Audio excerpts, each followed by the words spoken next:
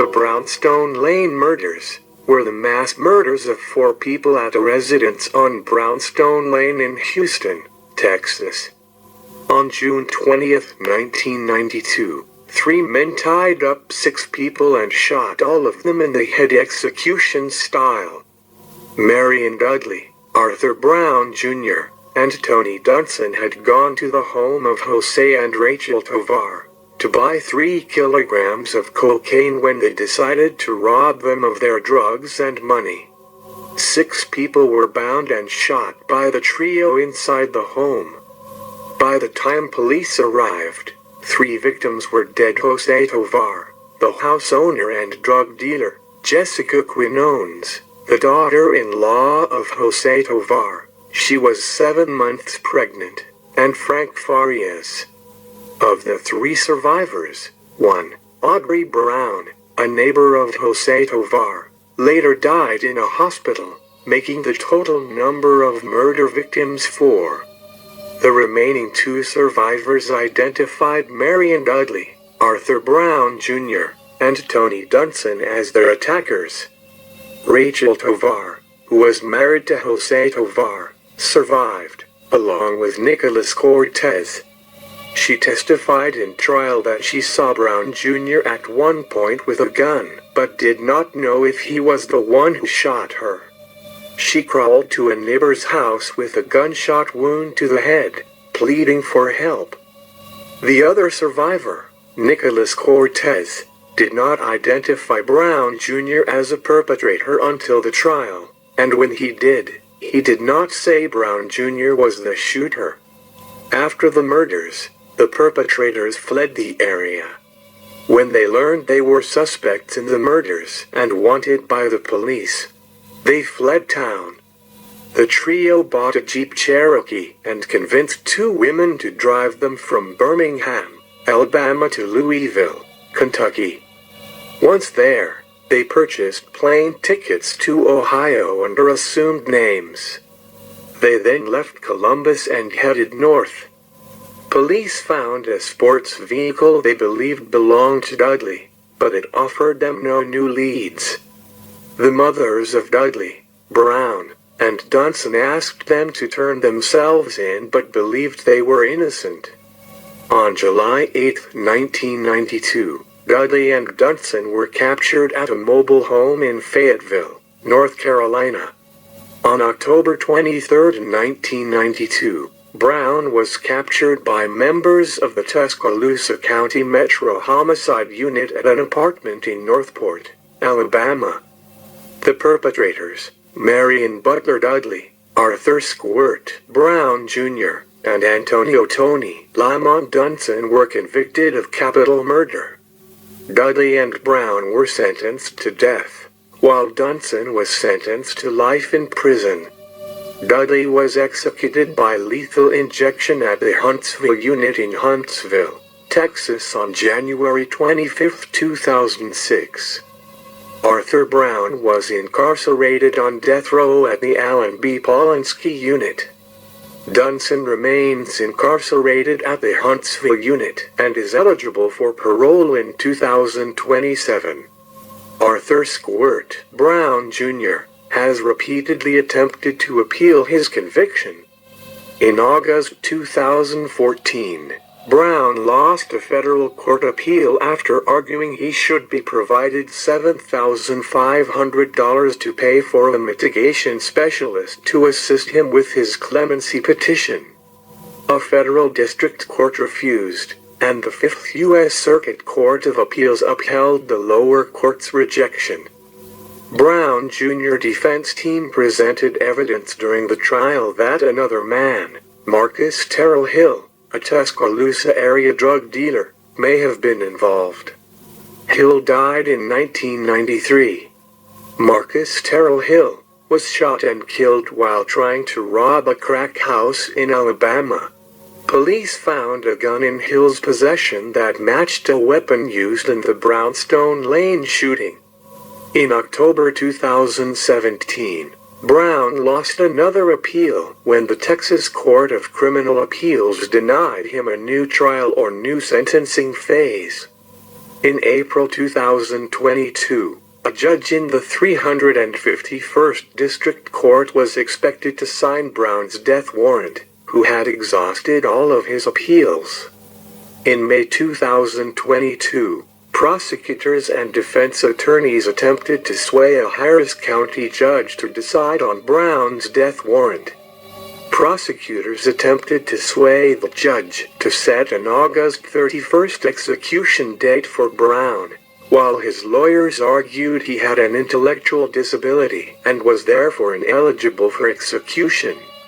On May 20th, the judge declined to sign the death warrant for Brown, prompting an angry reaction from family members of the victims. Following the verdict, a Harris County District Attorney's prosecutor announced they would challenge the judge's decision through the Court of Appeals.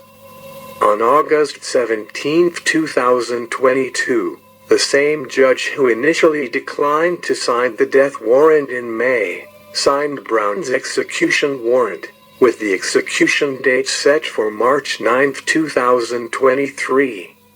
Though Brown has been on death row for nearly 30 years, legal claims filed after new death penalty public defenders took over the case last year make several dramatic arguments, including that Brown is innocent of the murders. Texas's Office of Capital and Forensic Writs asked courts to halt Brown's execution, arguing Houston prosecutors for decades hid evidence pointing to another suspect. The attorneys also argue Brown is intellectually disabled to the point where it is unconstitutional to execute him under previous court rulings. And they claim Brown's trial was tainted by racism, saying a white juror has since said she knew immediately the black defendant was a thug and had no doubt he would kill again. 3 of Brown's sisters testified for the state, placing Brown at one of their houses in Houston the night of the murders after a drug buy. 2 said he offered to pay them to take his van filled with drugs back to where he lived in Alabama, while he flew home the next day. After being held in contempt for initially refusing to testify despite having been granted immunity, one sister, Carolyn Memo, testified that Brown had told her he had shot 6 Mexicans. On cross-examination, Memo said her earlier statement was false. And she and the other sister said on the stand that they testified because police had threatened to take their kids away if they did not. Memo said she was told she had to testify to that statement. She was later prosecuted on a perjury charge for changing her testimony.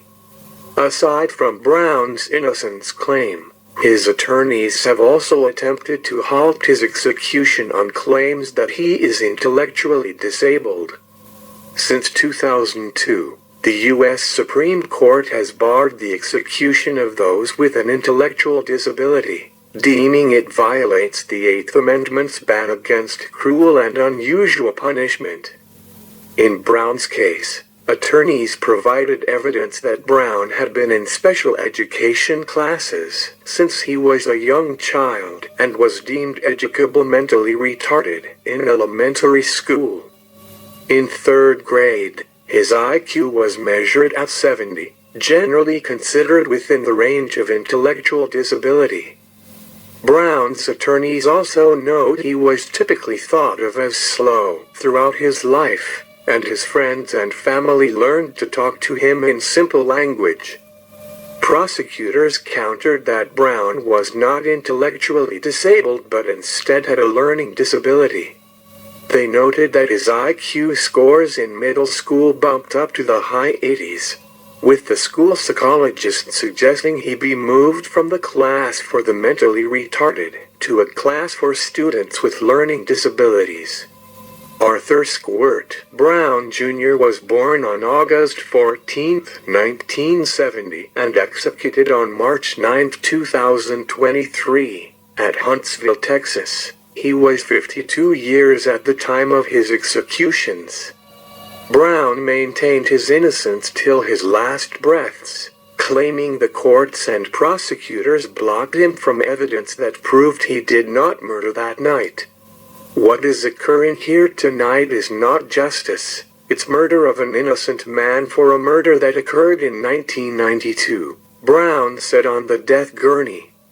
My co-defendant was executed in 2006, and if I'm innocent, he was innocent, and they killed an innocent man, and the state doesn't want the truth to come out, he added. Tonight, Texas will kill a second innocent man for a murder that occurred in 1992. I have no further words. After his speech, he was injected with a lethal dose of pentobarbital at 6:20 p.m., and pronounced dead 17 minutes later. Texas's Office of Capital and Forensic Writs asked courts to halt Brown's execution, arguing Houston prosecutors for decades hid evidence pointing to another suspect. Harris County prosecutors denied they shielded evidence, saying attorneys could have found a witness interview pointing to another suspect earlier. The district attorney's office also disputed that Brown qualified as intellectually disabled and argued the racial bias claim could have been raised earlier in the decade since Brown was sentenced. Thank you for watching Death Row.